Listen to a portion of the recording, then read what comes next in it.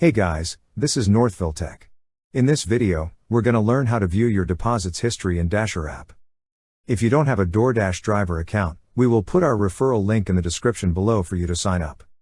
We will also put links in the description below for similar gig platforms for you to sign up and earn extra money. To start, open the app by tapping on it. Once the app is open, you will see several options at the bottom part of the screen. Tap on the option that says Earnings. Under Earnings, you will see an option for Deposits and Transfers. Tap on Deposits and Transfers.